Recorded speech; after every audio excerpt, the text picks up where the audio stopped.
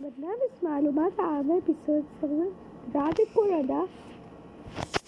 اسمي رادة بتسمي به صورتك المفضلة المذيعات وصفة الصورة جديدة وبعدين نسمع قدرة أصوات. لا أنا مثل تسمية تهنئي ملابسك المفضلة بدلات مخطبة الثانية بسمى والبسة الثانية من تبييض الوجه من صورة جديدة.